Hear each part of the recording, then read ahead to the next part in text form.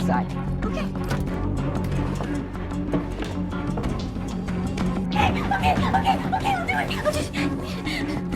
Hai, semoga kaulah muda dan kaulah tua yang menonton video ini selalu diberikan kesehatan, kesuksesan, dan juga kebahagiaan ya. Amin. Kali ini abang akan membahas film yang berjudul Abducted: The Mary Stover Story tahun 2019. Berdasarkan pada kisah nyata tahun 1980, film ini mengisahkan seorang mantan murid yang mencoba untuk balas dendam dengan nekat menculik seorang ibu beserta anak perempuannya yang dikurung selama 53 hari. Bahkan ia juga sampai memaksa si ibu untuk melakukan pembuahan dan akan mengancam bila menolak perintahnya. Bagaimanakah kisahnya? Ya udahlah ya, daripada lama mending duduk santai, miringkan HP dan let's play the story. Make you suffer for it as long as possible. Di awal film, kita akan diperlihatkan pada tahun 1980, tepatnya di Amerika Serikat, di mana nampak sepasang suami istri yang sedang melakukan khotbah di sebuah gereja, yang mana sang suami bernama Irv Stover atau kita panggil aja Kang Stover, dan istrinya yang bernama Mary Stover. Say a few words to me. Setelah beres dari gereja, mereka pun pulang ke rumahnya, lalu makan bersama dengan kedua anaknya yang bernama Betty dan Steve. Nah, jadi ceritanya mereka telah merencanakan untuk pindah sementara ke Filipina dalam beberapa minggu ke depan. Tapi nampak Betty yang sempat ngambek nggak mau ikut karena nggak mau pisah sama temen-temennya. Namun setelah dibujuk oleh sang ayah, Betty pun setuju untuk ikut ke Filipina. Missionary trip is important. We do this to help others. Good night.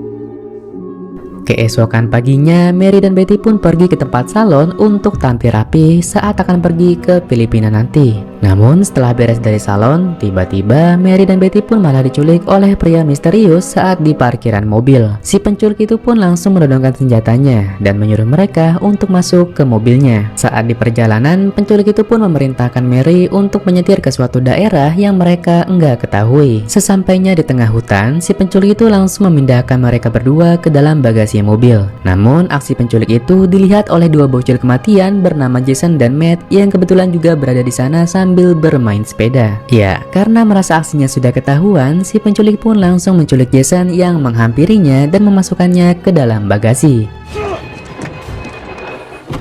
Sementara itu, beruntung Matt pun selamat dan langsung mengadukan kejadian tersebut kepada pihak polisi yang kebetulan berada di sekitar TKP. Dan juga terdapat orang tua Jason yang baru menyadari kalau anaknya telah diculik. Di tengah perjalanan, tiba-tiba si penculik itu memberhentikan mobilnya dan langsung mengeluarkan Jason dari bagasi. Nah, di sini saya nggak tahu ya si Jason ini diapain sama si penculik karena di sini nih nggak diperlihatkan adegannya. Tapi kalau menurut saya sih si Jason antara dibuang dan dibunuh karena Jason adalah saksi matanya. Lalu mereka pun langsung melanjutkan perjalanan serta meninggalkan mobil Mary di pinggir jalan. Ya, ternyata Mary dan anaknya dibawa ke dalam rumah si penculik itu yang langsung memerintahkan mereka untuk masuk ke dalam lemari. Mary yang memohon pun malah ditodongkan pistol oleh si penculik itu yang memaksanya untuk masuk. Hingga akhirnya Mary dan Betty pun dikurung di dalam lemari yang agak sempit serta nggak ada ventilasi udaranya dan hanya ditemani sebuah lampu kecil. Why did he take us here? Di sisi lain, Kang Stover pun nampak mulai khawatir dengan istri dan anaknya yang sampai saat ini belum pulang juga. Oleh karena itu, ia pun langsung menghubungi kantor polisi untuk melaporkan tentang Mary. Ya, si ibu polisi pun nampak ogah-ogahan merespon panggilan dari Kang Stover. Layaknya polisi Indo yang gak mau ngerespon kalau gak ada cuannya. Si ibu polisi malah mengatakan bahwa ia yakin kalau Mary dan Betty sedang dalam perjalanan pulang karena mereka tengah sibuk mencari seorang anak yang hilang di tengah hutan. Nah, kalau bisa disimpulkan, si bocil Matt cuma melaporkan temannya yaitu Jason yang telah diculik dan gak mengetahui bahwa terdapat Mary dan Betty yang turut diculik juga pada saat Jason diculik. Heard of any car accidents in that area? Can I leave my number? There's been a lot of police activity in that area causing department is focused on a little boy who was abducted this afternoon. Kita kembali lagi ketika Mary sedang diinterogasi oleh si penculik yang ternyata bernama Ming sekaligus mantan siswa Mary yang bertujuan untuk balas dendam. Nah, jadi ceritanya saat 15 tahun yang lalu, Mary adalah seorang guru kelas 9 yang telah memberikan nilai jelek kepada Ming yang merupakan murid di kelasnya. Oleh sebab itu, Ming pun sering dibully bahkan dikucilkan oleh teman-teman sekelasnya serta ia pun gak mendapatkan beasiswa akibat itu. Back 15 years. I was in my Very low grade, Mrs. Stauffer. Setelah beres diinterogasi, Mary pun dikembalikan ke dalam lemari. Dan di situ Mary pun mencoba untuk menenangkan anaknya yang nampak ketakutan dengan mengajaknya berdoa bersama. go home too, but we can't, okay? And right now, I need you to be strong. Look. Sementara itu, Kang Stauffer pun kembali menghubungi si ibu polisi dan berusaha meyakinkan serta menekankan bahwa istri dan anaknya benar-benar hilang. Setelah dimintai keterangan, ternyata ciri-ciri mobilnya sama persis dengan keterangan yang bocil Matt sampaikan pada saat Jason diculik. Sehingga polisi pun menyimpulkan bahwa hilangnya Jason ada kaitannya dengan Mary dan juga anaknya. Oleh sebab itu, polisi pun langsung mendatangi rumah Kang Stauffer untuk menginvestigasi lebih lanjut. Come in. Thanks. This is my sister, Sarah. Look, Di lain sisi, ketika Mary meminta izin kepada Ming bahwa anaknya kebelet pipis, di situ Ming malah mengatakan bahwa ia sudah menyediakan ember di dalam lemari sehingga Mary dan anaknya nggak perlu keluar. Namun saat mendengar Betty yang menangis, akhirnya Ming pun mengizinkan Mary dan anaknya ke toilet sambil diawasi oleh dirinya. Ya, ternyata Mary dan anaknya berencana kabur dengan mencari celah untuk keluar melewati jendela toilet. Tapi sayang jendela itu sudah dipaku mati oleh Ming dan Mary pun hanya bisa pasrah. Bahkan ketika Mary dan anaknya diajak makan malam oleh Ming, Mary pun nampak enggak nafsu. Sehingga membuat Ming pun marah lalu langsung mengikat mereka berdua. Karena Ming sudah mengetahui aksi mereka ketika berada di toilet tadi. Ming juga mengatakan bahwa ia sudah merencanakan segalanya agar Mary dan anaknya enggak bisa kabur. Serta ia pun mengancam akan membunuh mereka jika mencoba untuk kabur. It won't hurt you as long as you don't try and escape. Pada hari ke-7, nampak Mary kembali diinterogasi oleh Ming yang ternyata diam-diam menyukai Mary wanita berumur 39 tahun. Dan itulah alasan mengapa Ming menculik Mary sebab ia merasa kesepian jika nggak berada di sisi Mary. Kalau bisa dibilang si Ming ini udah mirip kayak psikopat ya. You're in love with me. Yes, you already knew that. I can't let you go so far away from me. Di lain sisi, Kang Stauffer beserta kerabat dekatnya pun sudah berusaha maksimal menyebarkan beberapa poster istri dan anaknya yang hilang. Namun tak kunjung ada hasilnya. Singkat cerita, ketika Ming gak sengaja mendengar berita di TV tentang kasus penculikan Mary dan Betty, ia pun langsung menyuruh dan memaksa Mary menulis surat untuk suaminya bahwa ia ragu untuk pergi ke Filipina dan butuh waktu untuk menyendiri. Nah, jadi alasan Ming menyuruh Mary menulis surat agar para polisi gak melanjutkan pencarian mereka. Nothing has happened to you. You just need some time to read every word. Pada saat tengah malam, Ming pun membangunkan Mary sekaligus mengeluarkannya yang langsung aja dicegah oleh Betty. Di situ Ming pun beralasan bahwa ia akan membebaskan Mary dan juga Betty asalkan Mary mau menuruti perintahnya. Ternyata Ming berniat melampiaskan hasratnya dengan Mary yang ia bawa ke kamarnya. Hingga akhirnya Mary pun dibuahi secara paksa oleh Ming. Memasuki hari ke-14, ketika Kang Stauffer pun terkejut saat mendapatkan surat dari Mary, sehingga ia pun langsung kembali melapor ke kantor polisi. Dan ia sangat yakin bahwa Mary dipaksa oleh si penculik untuk menulis surat tersebut. if she did, she would have told me. You're certain about it? Sementara itu, selepas Ming pulang kerja, Ming pun langsung menyiapkan meja makan untuk merayakan hari ulang tahun Mary yang ke-40. Seusai beres merayakan, Ming pun memaksa Mary untuk kembali melakukan pembuahan seperti Mary melakukannya bersama suaminya. Karena pada malam kemarin, Ming pun gak merasakan cinta pada saat melakukan pembuahan dengan Mary. Ya, karena Mary melawan dan mengatakan bahwa ia akan tetap setia kepada suaminya, Ming pun mengancam akan membunuh Betty jika Mary gak mau menurutinya. Demi sang anak, Mary pun rela menuruti kemauan Ming, dan akhirnya Mary pun kembali dibuahi oleh Ming.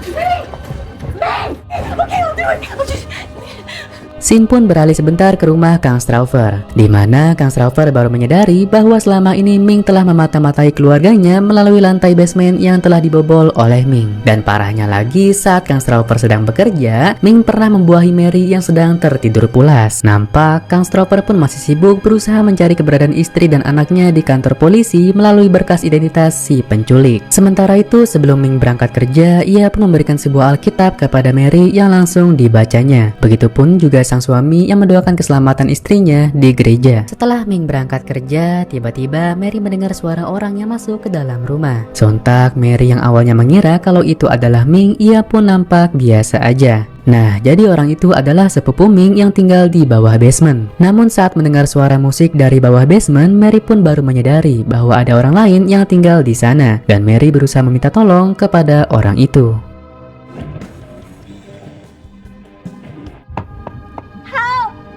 Hari ke-31, saat sedang makan malam, Ming pun mengatakan bahwa ia diundang untuk menghadiri acara konferensi di Chicago dan memaksa mereka berdua untuk ikut, meski Mary sempat menolaknya. Sebelum pergi, Mary pun kembali diinterogasi oleh Ming, yang diketahui Ming adalah seorang bos yang mempunyai perusahaan elektronik canggih yang pernah Ming pakai alatnya untuk memata-matai Mary. Companies like mine. Hari ke-38, mereka pun langsung OTW ke Chicago menggunakan mobil karavan yang sudah disewa oleh Ming. Dan saat di tengah perjalanan, mereka pun singgah ke rest area SPBU untuk bermalam di sana. Saat Ming sedang tidur, Mary pun mencoba untuk meminta tolong kepada polisi yang kebetulan ia lihat berada di SPBU juga. Dan ya, Ming yang terbangun pun langsung menodongkan pistol ke Mary dan mengancam akan membunuhnya jika Mary berani macam-macam lagi. Do that again, and I will shoot you. Di pagi harinya, mereka pun sampai di tempat tujuan dan Ming akan meninggalkan mereka berdua di dalam mobilnya. Serta Ming juga mengatakan bahwa ia telah memasang penyadap suara, sehingga jika Mary berteriak minta tolong pun akan diketahui oleh Ming, yang gak segan-segan akan membunuh orang sekitar termasuk mereka berdua. Setelah Ming pergi, Mary pun nekat memanfaatkan kesempatannya dengan berusaha meminta tolong kepada seorang remaja yang malah menghiraukannya. What? You've been what? Shotguns. Hari ke-45, Ming pun memutuskan untuk memindahkan Mary dan juga anaknya untuk pindah ke bawah basement karena mereka berdua telah bersikap baik dan selalu patuh terhadap perintahnya. Oleh sebab itu, Ming sudah mempercayainya. Karena hari ini adalah hari ayah, Ming pun memperbolehkan Betty menelpon ayahnya untuk sekedar memberi kabar sekaligus mengucapkan hari ayah. Namun tiba-tiba Ming mendadak marah saat mendengar suara pintu dan melihat Betty diam-diam keluar dari kamarnya tanpa sepengetahuan dirinya. Di malam harinya, Ming pun membawakan makan untuk mereka berdua. Dan di situ Ming pun meminta saran kepada Mary tentang tempat hiburan yang cocok untuk merayakan hari kemerdekaan. Mary pun menjawab bahwa biasanya mereka mengunjungi sebuah taman yang bernama Como Park untuk menyaksikan kembang api. Namun Ming yang gak gampang dibodohi pun beranggapan jika Mary memilih tempat itu hanya karena ingin meminta bantuan lalu kabur. Watching the fireworks. Hari ke-49, karena Mary dan juga anaknya masih bersikap baik, akhirnya Ming pun memutuskan untuk mengajak mereka pergi ke Taman Como Park. Sementara itu, Steve pun ingin mengajak ayahnya untuk pergi ke Taman Como Park melihat kembang api. Namun, sang ayah menolaknya dan hanya ingin ke sana bila ada Mary dan juga Betty. Setibanya di taman, Ming pun kembali mengancam dan memperingatkan Mary. Jika Mary berteriak minta tolong, maka akan ada konsekuensinya. Saat melihat pesta kembang api, nampak Mary yang diam-diam memperhatikan keadaan sekitarnya. Dan ternyata terdapat dua orang polisi yang sedang berjaga. Sehingga Mary pun berusaha meminta tolong dengan memberi kode kepada polisi itu. Namun sayang, polisi itu nggak ngeh dengan keberadaan Mary.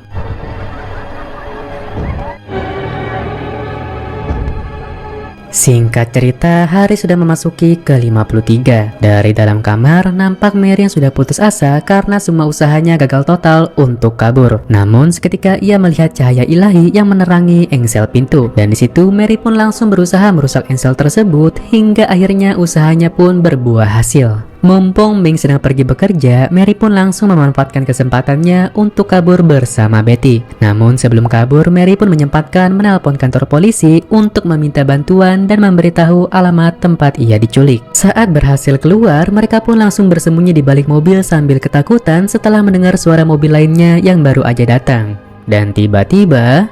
Mary.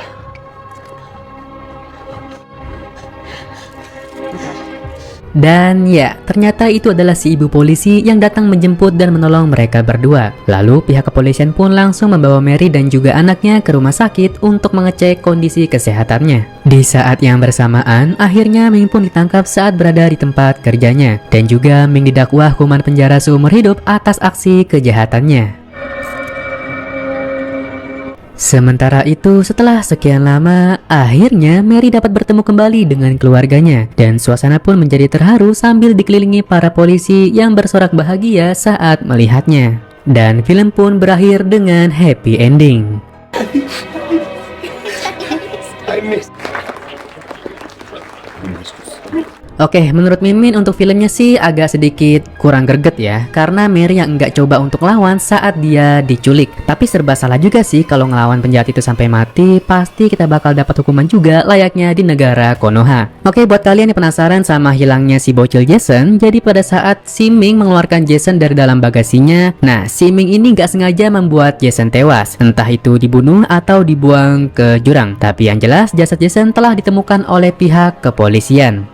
Oke, yang terakhir, jadi pesan yang bisa kita ambil dari film ini adalah bahwa setiap kesulitan, musibah, atau bahkan ketika kita sedang dalam keadaan terpuruk, pasti selalu ada kemudahan yang diberikan Tuhan dalam berbagai cara. Mungkin segitu aja review film kali ini. Terima kasih kaulah muda dan kaulah tua yang telah menonton sampai habis. Jangan lupa kasih kritik dan saran kalian di kolom komentar bawah ya.